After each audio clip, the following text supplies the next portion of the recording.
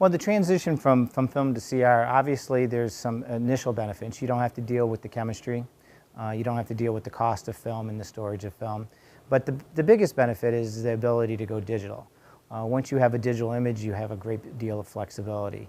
The Vita CR is our latest CR. We have several in the product line across our desktop CRs. This one's a little bit lighter than our previous models.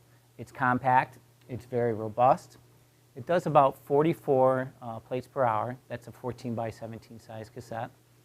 The primary customers for the Vita CR would be practices like orthopedics, chiropractic, podiatry, private practices. Typically these are customers that have one, maybe two x-ray rooms. A lot of times also if they're taking their x-ray units on the road, going to facilities that where the patients are in mobile, prisons, nursing homes, etc. Many of you are probably curious how the system works. Basically, you're going to go into the exam room, the x-ray room, with the cassette with the preloaded phosphor screen. You're going to do the exposure just like you would with film. Once you've had the exposure, you're going to insert the cassette into the CR. You're going to choose the patient from a pull-down list. Now, this patient list can be pre-populated from a RIS system if you have that connected to your network. So you can obtain the modality work list, and it will pre-populate this with images. You're going to, after you selected the patient, you're going to go into Acquire. From this point, you would choose a body part and projection and hit Scan. During the scan process, the screen is fed into the CR. The latent image is read off the phosphor screen.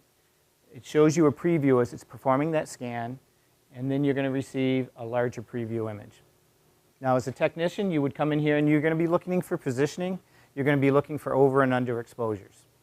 If this preview is not large enough for you, you can go into the full screen mode. And again, as I said, you're looking to see if the position is good enough to do a proper diagnosis. You could also do some window leveling. This is the nice thing about digital imaging, is that an over and under exposure can be quickly corrected by doing window leveling. You can quickly adjust for any kind of exposure levels that you have. Return back to the full screen. If you need to do any annotations, there's some quick and simple annotations that you can apply to the image, and then you hit Accept. That's it. It's really just those two screens that you're playing with. After you hit Accept, it's sent to your pre-configured locations. These are printers, DICOM stores such as PAC systems, CD archiving.